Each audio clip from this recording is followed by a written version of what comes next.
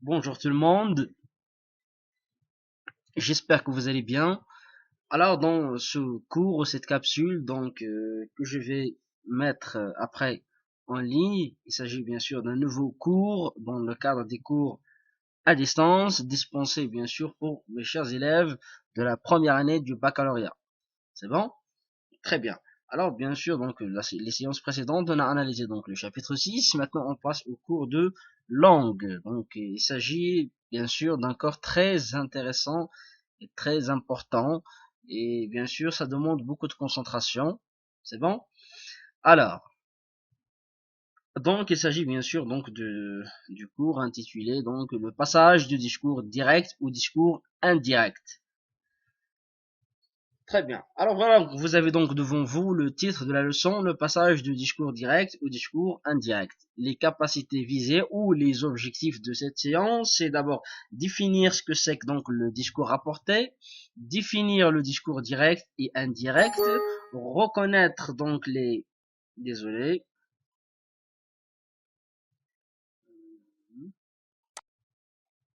Définir le discours direct et indirect. 3. Reconnaître les règles du passage du discours direct au discours indirect. Et puis, donc, dernièrement, appliquer correctement les règles de la transformation indirecte.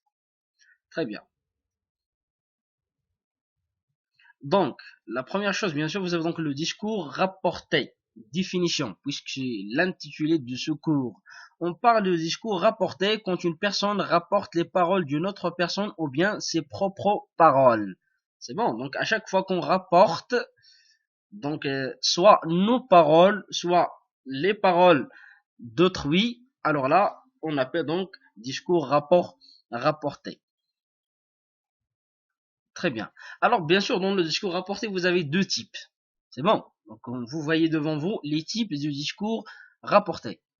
Alors, il y a deux types de discours rapportés. Regardez le premier. Le discours rapporté direct. Ça veut dire quoi? Ça veut dire les paroles sont rapportées encadrées de guillemets, comme elles ont été prononcées. On place deux points après le verbe introducteur.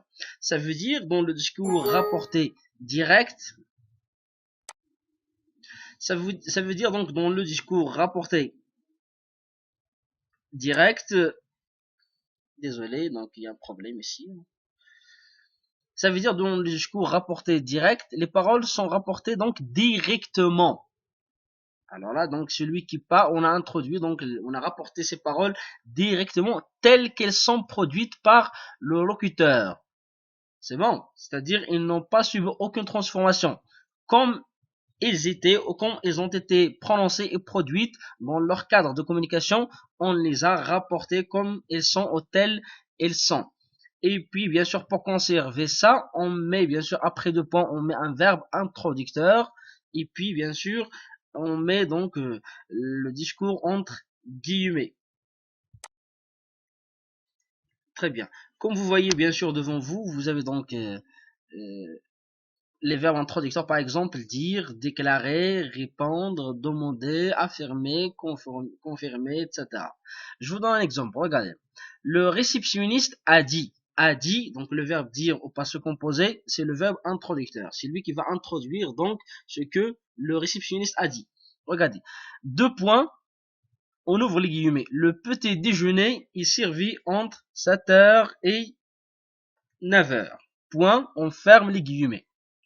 C'est bon. Alors là, bien sûr, cette phrase, il est au discours direct, puisqu'il est bien sûr introduit par un verbe introducteur, mais il est mis entre guillemets. C'est-à-dire, il ne dépend pas du verbe introducteur. Et puis, on l'a donc ici cité telle qu'elle était prononcée et telle qu'elle était donc produite par le réceptionniste dans son cadre de communication.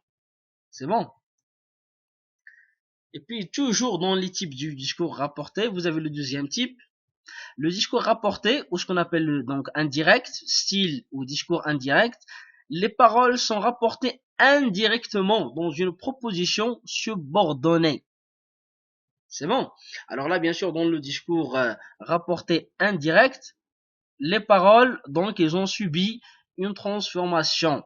ils sont maintenant une proposition subordonnée, c'est-à-dire ils dépendent d'un verbe introducteur. C'est bon? Regardez.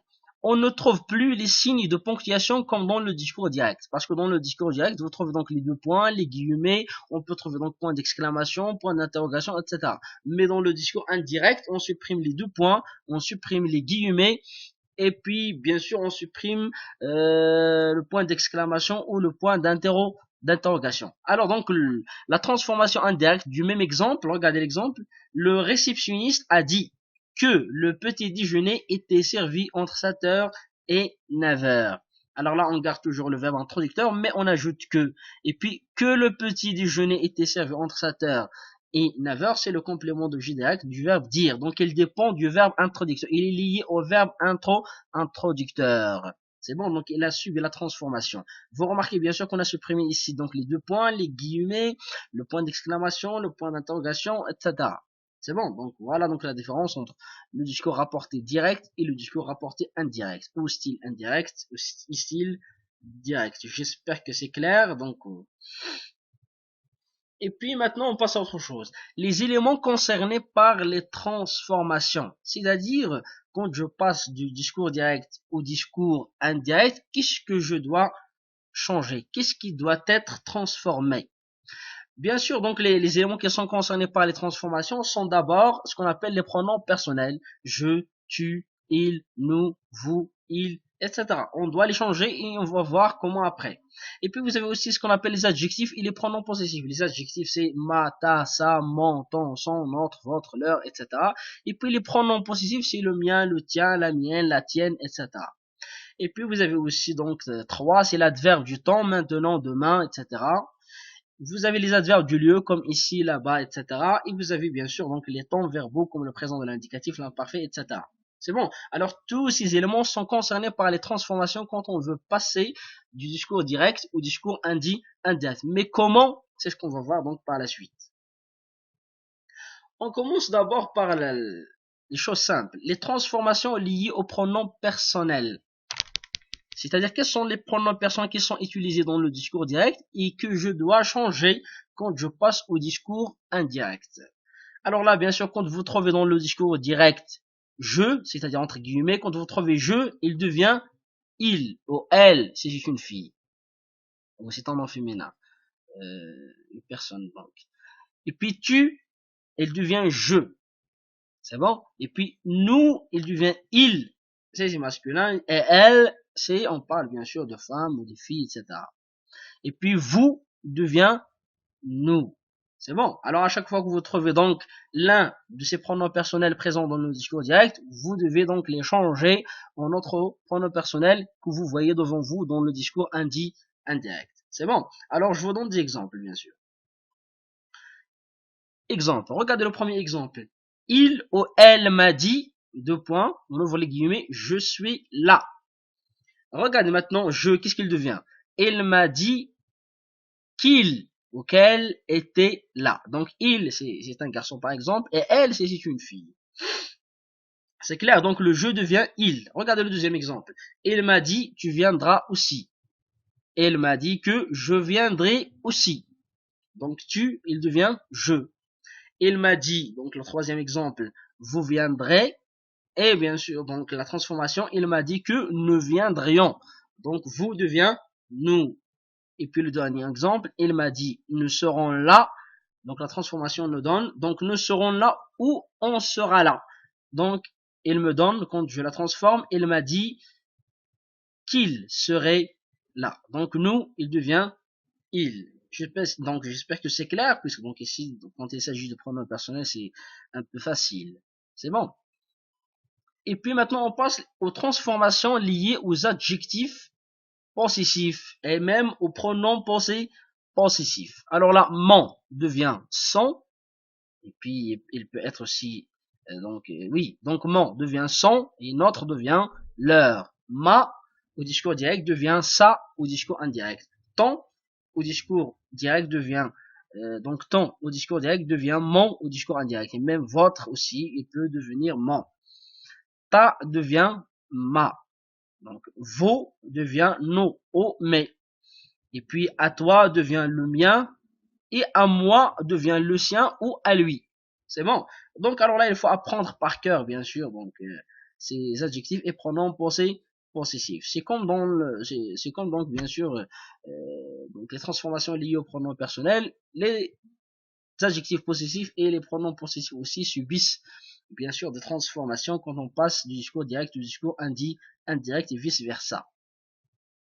Je vois donc maintenant des exemples. Regardez. Exemple. Il m'a dit, je n'ai plus votre livre. Regardez votre. Il m'a dit qu'il n'avait plus mon livre. Alors votre devient mon. Il m'a dit, donc le deuxième exemple. Il m'a dit, je n'ai plus vos livres. Il m'a dit qu'il n'avait plus mes livres. C'est bon. Alors vos, il devient mes. Le troisième exemple. Il m'a dit, je suis dans ma voiture. Alors vous remarquez, il m'a dit qu'il était dans sa voiture. Donc il devient ça. Votre donc. Il m'a dit, je vais régler votre problème. Alors là, dans le discours indirect, il m'a dit qu'il réglerait notre ou mon problème. Donc votre devient notre ou mon. Il m'a dit, ce pull est à toi. Il m'a dit que ce pull était le mien. Alors à toi devient le mien. Il m'a dit, ce chat n'est pas à moi. Il m'a dit que ce chat n'est pas à lui ou le sien. C'est bon, à moi devient à lui ou le sien. J'espère que c'est clair, ce qui concerne bien sûr donc les transformations que subissent les pronoms et les adjectifs possessifs. Très bien. Alors attends, on a parlé donc pardon de pronoms personnels, on a parlé d'adjectifs et de pronoms possessifs. Maintenant, bien sûr, je vous donne une remarque très importante. Regardez. Le passage du discours direct au discours indirect entraîne toujours les transformations liées aux pronoms personnels, aux adjectifs et pronoms possessifs, aux adjectifs démonstratifs, aux adverbes du temps et aux adverbes de lieu. C'est-à-dire toujours quand je passe du discours direct au discours indirect, je dois changer tout ça. C'est bon, je dois changer les pronoms personnels, je dois changer les adjectifs et les pronoms possessifs, je dois changer les adjectifs démonstratifs, par exemple ce, cette, etc. Je dois changer les adverbes du temps et je dois changer les adverbes du lieu. C'est bon. Alors là, toujours, on doit changer toutes ces choses quand on passe du discours direct au discours indirect. Mais il y a une deuxième remarque. Regardez. Remarque 2. Après avoir effectué toutes les transformations citées ci-dessus, c'est-à-dire quand vous passez du discours direct au discours indirect, et vous avez effectué toutes les transformations, bien sûr, liées aux pronoms personnels, liées aux pronoms possessifs, liées aux adjectifs possessifs, liées aux adverbes du temps, liées aux adverbes du lieu, etc. Il faut faire, regardez devant vous, la ligne 3, il faut faire attention au temps du verbe introducteur avant d'attaquer l'application des règles liées aux temps verbaux. C'est-à-dire, je transforme tout, mais je fais attention aux temps verbaux. C'est bon. C'est-à-dire, donc le présent de l'indicatif, l'imparfait, le futur antérieur, le futur simple, etc. Tous les temps, je dois faire attention avant de commencer la transformation. Je dois faire attention à quoi? Au verbe introducteur. Comme on a dit, par exemple, donc le premier exemple, le réceptionniste a dit, a dit, ou le verbe dire, c'est un verbe introducteur. Comment? C'est ce qu'on va voir maintenant. Regardez. Le temps du verbe introducteur. Il est très important. C'est bon. Regardez. Pardon. Si le verbe introducteur est au présent ou au futur. C'est bon. Si le verbe introducteur est au présent ou au futur, on ne transforme pas les temps verbaux. On ne transforme pas les temps verbaux. C'est-à-dire, si le verbe introducteur, il est au présent ou au futur, je fais toutes les transformations liées, bien sûr, aux pronoms personnels, aux adjectifs et pronoms possessifs, aux adverbes du temps, aux adverbes du lieu, mais je laisse tranquille les temps verbaux. C'est clair? Regardez un exemple. Il me dit, par exemple, ici, dit, le verbe dire, il est au présent de l'indicatif. C'est clair? Donc, il est au présent de l'indicatif, donc je ne dois pas effectuer les transformations qui concernent les temps verbaux. Il me dit, je vais bien. Regardez donc la transformation. Il me dit qu'il va bien. C'est bon. Alors là, j'ai ajouté que, j'ai transformé donc les pronoms personnels, je deviens il, mais dans le discours direct, je vais, c'est le présent de l'indicatif du verbe aller, Et dans la deuxième, la transformation au discours, donc le discours indirect, il me dit qu'il va. Va, bien sûr, c'est le présent de l'indicatif du verbe aller. Regardez. Alors là, je n'ai pas changé du temps vers verbal. Le présent de l'indicatif reste le présent de l'indicatif.